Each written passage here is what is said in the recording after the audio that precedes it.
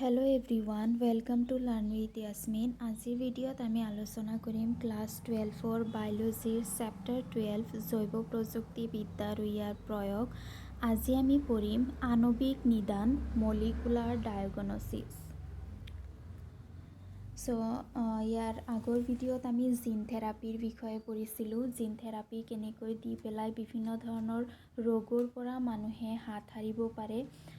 আজিৰ ভিডিঅ'ত আমি আণবিক নিদানৰ বিষয়ে আলোচনা কৰিম মলিকুলাৰ ডায়াগনচিছ। মলিকুলাৰ ডায়াগনচিছত কি কৰা হয়, কিছুমান বিষাক্ত কিছুমান ভয়ানক ৰোগ যেনেকুৱা কেঞ্চাৰ ৰোগ, তাৰপিছত এইডছ আদি ৰোগসমূহক আগতীয়াকৈ চিনাক্ত কৰাব পৰা এটা পদ্ধতি, যাতে এই ৰোগসমূহক আগতীয়াকৈ চিনাক্ত কৰিব পাৰি, ফাৰ্ষ্ট ষ্টেজতে চিনাক্ত কৰিব পাৰি আৰু সেইমতে উপযুক্ত চিকিৎসা কৰাব পাৰি। তাৰ কাৰণে আণবিক নিদান বা মলিকুলাৰ ডায়াগনচিছ পদ্ধতি ব্যৱহাৰ কৰা হয়। যেনেকৈ আমি জানো যে কেঞ্চাৰ, এইডছ এইবোৰ ৰোগ যদি আগতে ধৰা পৰে, সাধাৰণতে এইডছটোতো কেতিয়াও ভাল নহয়, কিন্তু কেঞ্চাৰ ৰোগটো যদি একেবাৰে ফাৰ্ষ্ট ষ্টেজতে ধৰা পৰে তেতিয়াহ'লে কিছুমান এনেকুৱা কেঞ্চাৰ আছে যাক ট্ৰিটমেণ্ট কৰোৱা সহজ হয়।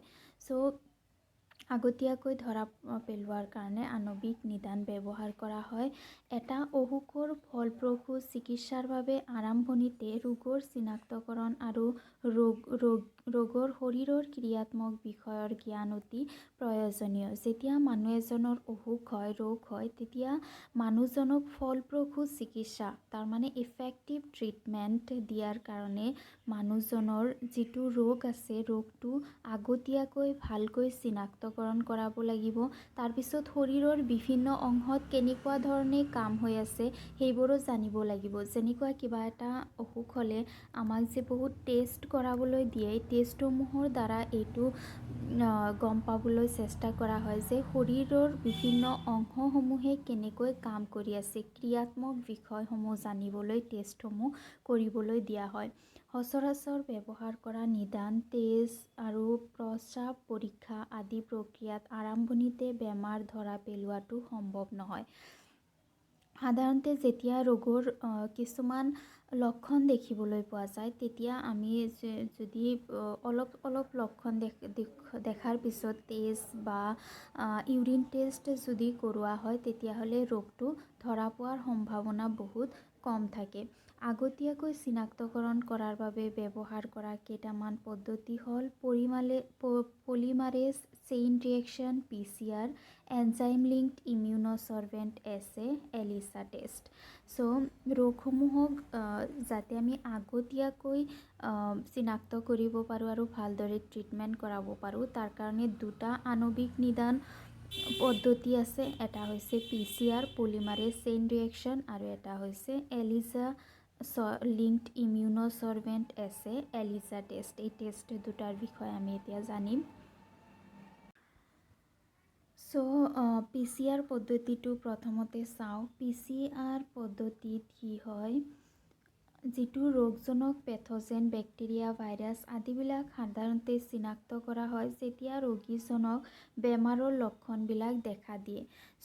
যিবোৰ ৰোগ উৎপাদক আছে, বেক্টেৰিয়া হওক বা ভাইৰাছ হওক, সেইবোৰ আমি তেতিয়া ডিটেক্ট কৰিব পাৰোঁ যেতিয়া ৰোগীজনে কিছুমান লক্ষণ দেখিবলৈ পায় তেতিয়াহে। কিন্তু যেতিয়া ৰোগীজনে লক্ষণ দেখা পায়, ইতিমধ্যে দেহত ৰোগজনকৰ পৰিমাণ বহু বাঢ়ি যায়। সেইকাৰণে PCR পদ্ধতিৰ দ্বাৰা দেহত বেক্টেৰিয়া আৰু ভাইৰাছৰ পৰিমাণ অতিকৈ কম থাকিলেও যি সময়ত ৰোগৰ লক্ষণ দৃশ্যমান নহয়, সিহঁতৰ নিউক্লিক এচিডৰ পৰিৱৰ্ধন কৰি এইবিলাকৰ উপস্থিতি ধৰা পেলাব পৰা যায়। PCR পদ্ধতি কি হয় আমি আগতে চাইছোঁ। PCR পদ্ধতিত যেতিয়া আমি ৰিকম্বিনেণ্ট DNA পঢ়িছিলোঁ, ৰিকম্বিনেণ্ট DNA য'ত বাঞ্ছিত জিন থকা DNA থাকে, সেইটো DNAৰ পৰিমাণ আমি বৃদ্ধি কৰাইছিলোঁ, এম্প্লিফিকেশ্যন কৰাইছিলোঁ। এম্প্লিফিকেশ্যন কৰোৱা মানে কি, সংখ্যা বঢ়োৱা। PCR পদ্ধতিত ইয়াতে যিটো ৰোগ উৎপাদক আছে, সামান্য পৰিমাণে ৰোগ উৎপাদক সৃষ্টি হোৱাৰ লগে লগে PCR পদ্ধতিৰ দ্বাৰা সেই ৰোগ উৎপাদকৰ পৰিমাণ লেবত ৰাখি পেলাই ৰোগ উৎপাদকৰ পৰিমাণ বঢ়াই পেলাই এইটো গম পাব পাৰি যে ব্যক্তিজনৰ দেহত কিছুমান ৰোগ উৎপাদক সোমাইছে। ডিএনএৰ উপস্থিতি ধৰা চ' PCR পদ্ধতিৰ বিষয়ে যেনেকৈ তোমালোকে আগতে পাইছা, আগৰ ভিডিঅ'সমূহত পাইছা। PCR পদ্ধতিত কি হয় যে এটা ডিএনএৰ পৰা বহুত ডিএনএৰ সৃষ্টি হয়। নিউক্লিক এচিড, ইয়াতে কি কৈছে যে নিউক্লিক এচিডৰ পৰিৱৰ্ধন কৰে। নিউক্লিক এচিড মানে কি ডিএনএ RNA। চ' ইয়াতে কি হ'ব ডিএনএ, চ' ছাপোজ এইটো এটা ডিএনএ আছে, এইটো ডিএনএৰ কি হয় প্ৰথমতে ডিএনএটোৰ অপ্ৰাকৃতিকৰণ হয়। মনত আছেনে? অপ্ৰাকৃতিকৰণ হোৱা মানে কি ডিএনএটো এই দুটা শৃংখল, এইটো এটা শৃংখল, এইটো এটা শৃংখল অপ্ৰাকৃতিকৰণ হৈ পেলাই দুটা শৃংখল এটা আনটোৰ পৰা আঁতৰি যায়। দুটা শৃংখল কি হৈ যায়? ভাঙি যায়। এইটো এটা শৃংখল, এইটো এটা শৃংখল। তাৰপিছত ভাঙি যোৱাৰ পিছত নেক্সট ষ্টেপ আহে কি প্ৰাইমাৰৰ অনিলীকৰণ। প্ৰাইমাৰৰ অনিলীকৰণ প্ৰক্ৰিয়াত এই দুটা শৃংখল যে ভাঙি গৈছে, এই শৃংখল দুটাৰ 3' এণ্ডত, এইটো 5' এণ্ড, এইটো 3' এণ্ড, 3' এণ্ড 5' এণ্ড, 3' এণ্ডত এটা প্ৰাইমাৰ আহি পেলাই লগ লাগে। প্ৰাইমাৰ মানে কি প্ৰাইমাৰী কিবা এটা বস্তু ষ্টাৰ্ট হোৱা যিটো বস্তু, প্ৰাইমাৰী কিবা এটা বস্তু আহি পেলাই লগ লাগে, যিটোৱে পিছত গৈ পেলাই এটা নতুন ডিএনএৰ সৃষ্টি কৰিব। চ' 3' এণ্ডত আহি পেলাই লগ লাগে, ইয়াক প্ৰাইমাৰৰ অনিলীকৰণ বুলি কোৱা হয়। আৰু তাৰপিছত কি হয় যে নেক্সট ষ্টেপ হৈছে কি আমাৰ প্ৰাইমাৰৰ বিস্তৃতি। প্ৰাইমাৰৰ বিস্তৃতিকৰণ পদ্ধতিত এই যে আমাৰ যে প্ৰাইমাৰটো আহি পেলাই যে লগ লাগিছিল, ইয়াতে এটা ডিএনএ পলিমাৰেজ এনজাইম আহি পেলাই এই যিটো ডিএনএৰ ষ্ট্ৰেণ্ড আছে সেইটোক অধ্যয়ন কৰে আৰু নতুন এটা ডিএনএৰ ষ্ট্ৰেণ্ড ইয়াতে লগ লগাই দিয়ে। তাৰপিছত ইফালেও যিটো আছে সেইটোৰ লগতো এটা নতুন এটা ডিএনএ প্ৰাইমাৰ লগ লাগি পেলাই এটা নতুন ডিএনএ শৃংখলৰ সৃষ্টি কৰে। চ' এনেদৰে আমি এটা ডিএনএৰ পৰা এতিয়া আমি কি পালোঁ? দুটা ডিএনএ পালোঁ। এতিয়া এই যে দুটা ডিএনএ যে আছে, এই দুটা ডিএনএৰ আকৌ PCR পদ্ধতি হ'ব সেই একেদৰে অপ্ৰাকৃতিকৰণ, প্ৰাইমাৰৰ অনিলীকৰণ, বিস্তৃতি হৈ পেলাই এই দুটা ডিএনএ যে আছে, এই দুটা ডিএনএৰ পৰা আকৌ কি হ'ব? 4টা ডিএনএৰ সৃষ্টি হ'ব। আকৌ দুটা, ইয়াৰ পৰা আকৌ দুটা, এই 4টাৰ পৰা আকৌ কি হ'ব? ইয়াৰ পৰা দুটা, ইয়াৰ পৰা দুটা, ইয়াৰ পৰা দুটা, ইয়াৰ পৰা দুটা, 8টা ডিএনএৰ সৃষ্টি হ'ব। 8টাৰ আকৌ হৈ পেলাই কেইটা ডিএনএৰ সৃষ্টি হ'ব? 16টা ডিএনএৰ সৃষ্টি হ'ব। এনেদৰে PCR পদ্ধতিত ডিএনএৰ পৰিমাণ বাঢ়ি যায়। সেইকাৰণে অলপমান যদিও ৰোগ উৎপাদক থাকে তাকো চিনাক্ত কৰোৱা সম্ভৱ হয়। PCR পদ্ধতি ব্যৱহাৰ কৰি পেলাই সম্ভাৱ্য কৰ্কট ৰোগীৰ জিনৰ উৎপৰিৱৰ্তন ধৰা পেলাবলৈ ইয়াক ব্যৱহাৰ কৰা হয়। চ' যিটো PCR পদ্ধতি আছে সেইটো ব্যৱহাৰ কৰি পেলাই যিবোৰ কৰ্কট ৰোগী আছে, কেঞ্চাৰ হোৱা ৰোগী আছে, সিহঁতৰ যদি কিবা অকণমান যদি পচিবিলিটি দেখিবলৈ পোৱা যায় ৰোগীৰ, তেতিয়াহ'লে PCR পদ্ধতিৰ দ্বাৰা আমি ৰোগটোক চিনাক্তকৰণ কৰাব পাৰোঁ। আৰু আমি জানো যে কৰ্কট ৰোগটো ফাৰ্ষ্ট ষ্টেজত ধৰা পৰিলে ট্ৰিটমেণ্ট তথাপিও পচিবল হয়। অন্যান্য জিনীয় বিশৃংখলতা চিনাক্ত কৰিবলৈকো ই এটা অতি শক্তিশালী পদ্ধতি। তাৰমানে জিনৰ যদি কিবা বিশৃংখলতা আছে, জিনত যদি কিবা ডিফেক্ট আছে, সেইটোও আমি এই পদ্ধতিৰ দ্বাৰা চাব পাৰোঁ। কাৰণ এই পদ্ধতিত ডিএনএৰ পৰিমাণ বাঢ়ে, গতিকে জিনৰ কিবা বিশৃংখলতা থাকিলেও PCR পদ্ধতিৰ দ্বাৰা ইয়াক চিনাক্ত কৰোৱা সম্ভৱ হয়। এতিয়া আমি চাওঁ এলিজা টেষ্ট কি হয়।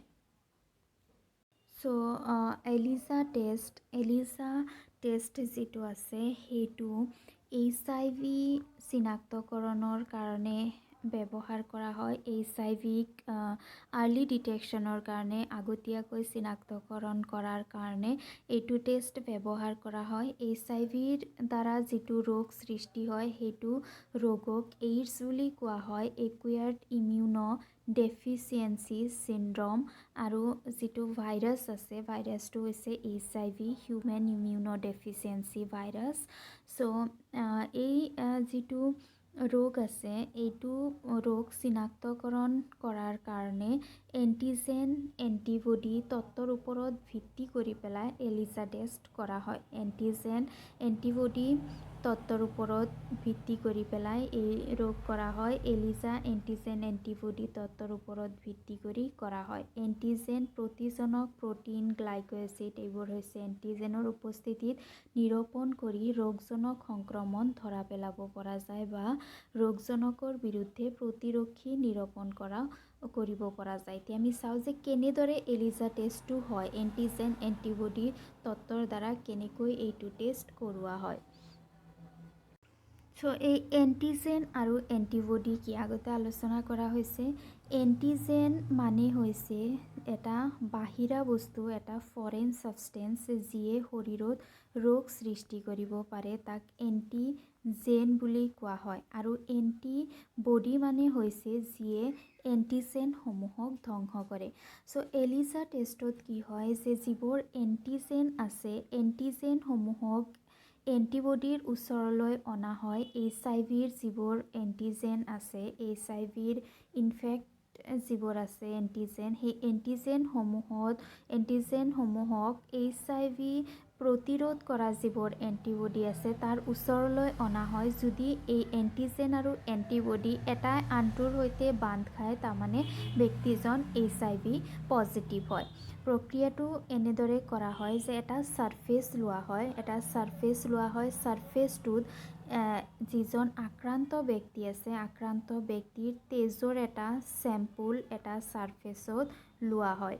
লৈ পেলাই সেই চেম্পুলটোত কিছুমান এণ্টিবডি তাতে এপ্লাই কৰা হয়। ছাপ'জ এইটো হৈছে এটা এণ্টিজেন, ইয়াৰ কাষলৈকে এটা এণ্টিবডি অনা হয়। এণ্টিবডি অনাৰ পিছত এই এণ্টিজেন আৰু এণ্টিবডি এটাই আনটোৰ সৈতে বান্ধ খায়। তাৰপিছত এণ্টিবডিটোৰ সৈতে এটা এনজাইম কানেক্ট কৰা হয় আৰু লগতে কিছুমান ছাবষ্ট্ৰেট, কিছুমান লিকুইড বস্তু এণ্টিবডিটোৰ সৈতে কানেক্ট কৰা হয়।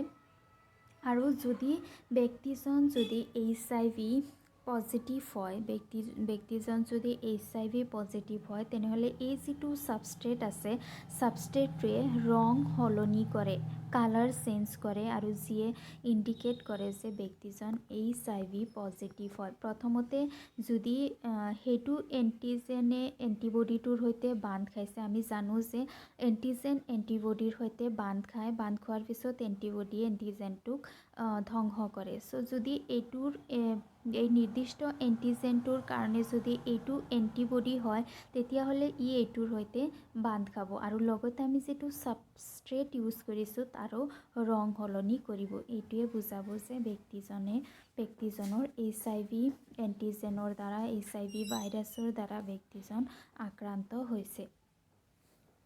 চ' এই দুটা টেষ্ট আণৱিক নিদানৰ। নেক্সট ভিডিঅ'ত আমি ট্ৰান্সজেনিক জীৱ জন্তুৰ বিষয়ে আলোচনা কৰিম। আজি ভিডিঅ'ত ইমানখিনিয়ে। Thank U.